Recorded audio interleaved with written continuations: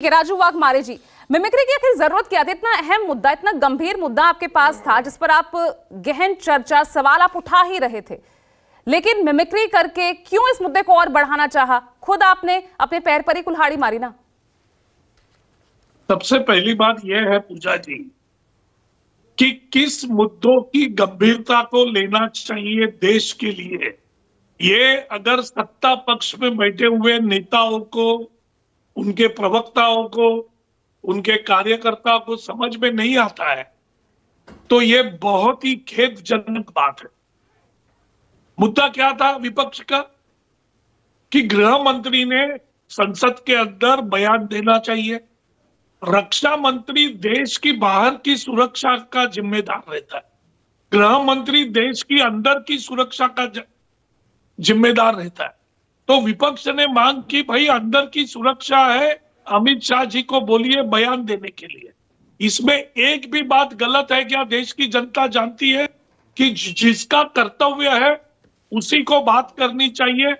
इनके पास अमित शाह जी का ईगो इतना बड़ा है कि पूरे देश के सांसद के ईगो के सामने, देश के सांसद जिन लोगों को रिप्रेजेंट कर रहे हैं, इतनी करोड़ों जनता के सामने एक आदमी का ईगो इतना बड़ा है कि उनको बाकी देश की जनता और उनकी सुरक्षा तुच्छ महसूस होती है, निचली महसूस होती है। उनका कोई भी अंतर नहीं, उनकी कोई भी कीमत नहीं।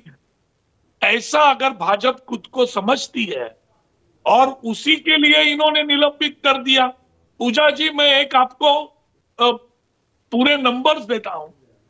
2014 से 2019 में इन्होंने 81 सांसदों को निलंबित कर दिया।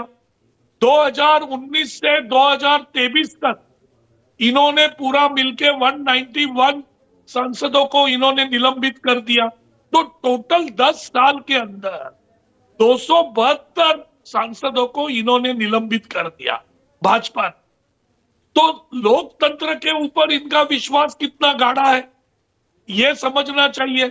अभी बात रहती है कि जब भी इतने इंपॉर्टेंट बिल्स आप लेके आ रहे हो, आपकी ये मनीषा है कि आपको कोई भी उसके ऊपर सवाल जवाब नहीं चाहिए, क्योंकि ये कानून जो आप इतने बड़े लेके आ रहे हो, जो 2G के बाद का जो इतना बड़ा टेलीकम्युनिकेशन, हम पिछले 2-3 सत्रों से हम यही तो देख रहे हैं। सही सवाल तो उठाया है ना चारू प्रज्ञा ने, वो भी तो यही कह रही है कि हम पिछले कई सत्रों से देख रहे हैं, सिर्फ हंगामे की भेंट ही सदन की कार्यवाही चढ़ जाती है। इस बार निलंबन नहीं होता तो शायद तस्वीर वही होती। नहीं पूजा जी, मैं पूछना चाहता हूं कि देश के जितने भी विरोधी सांसद हैं, क्या उनको ये समझ में नहीं आता है? क्या उनको ये समझता नहीं है उनको हंगामा करने की जरूरत क्यों पड़ती है?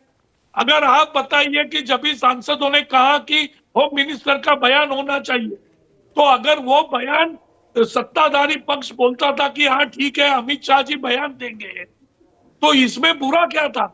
इसके आगे का तो कुछ होने वाला नहीं था।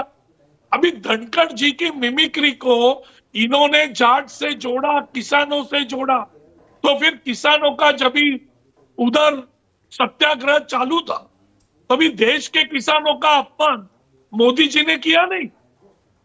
उस किसानों के अंदर कितने दलित थे, कितने ओबीसी थे, कितने अलग अलग समुदाय के लोग थे, तो उन सारे समुदाय का अपमान मोदी जी ने किया नहीं क्या? ठीक है।